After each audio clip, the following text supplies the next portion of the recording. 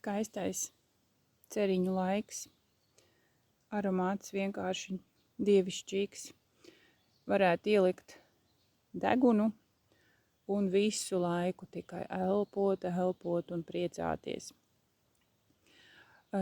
Olfaktoterapijā izmanto ožu, un caur ožu rodās dažādas sajūtas, emocijas, atmiņas. Varam pacelt dažādus zemapziņas akmeņus. Un ir ļoti interesanti, ka, piemēram, ir cilvēki, kas, kā saka, ģīpst no ceriņu aromāta, un ir cilvēki, kuriem vienkārši šis aromāts šausmīgi nepatīk. Tātad tur jau ir, kur parakāties.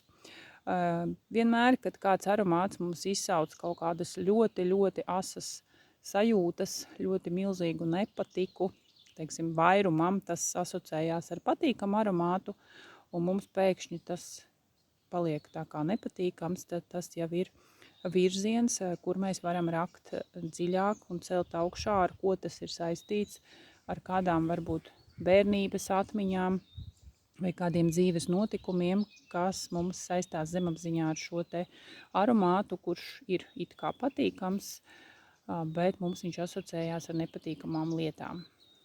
Bet, ja mēs atgriežamies pie fiziskā plāna, atceramies, protams, ka sava daļa zilskābes ir arī ceriņos, bet mēs tik daudz viņus tā kā neapēdam un neizceram. Katrs bērnībā ir ēdis un meklējis 5 lapu ceriņa ziedus un ievēlējies savu laimītes. Ir pētījumi par to, ka ceriņš ar savām bioloģiski aktīvajām vielām ir līdzvērtīgs nesteroīdējiem pretiekaisuma līdzekļiem, tātad stipri pretiekaisuma līdzeklis, visur, kur ir saistība ar kaulu locītavu sistēmu, artrīti, artrozes, tur visur ceriņš ir klātesošs, līdz ar to noteikti varam likt klāt ziedēs, kompozīcijā, ja, piemēram, mēs gatavojam ziedi kaulu locītavu sistēmai.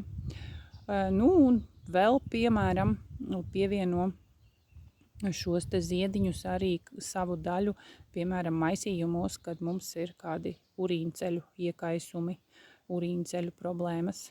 Bet, ja mēs tā pāanalizējam dziļāk, tātad, ja tas ir analogs nesteroīdam pretiekaisuma līdzeklim, tātad visur ķermenī, kur mums ir kāda problemātika, tur ir iekaisums. Nerunājot jau par šiem slēptajiem iekaisumiem, kas ir dažādās ķermeņa vietās, tātad sava daļa vienmēr kādā maisījumā būs arī ceriņam.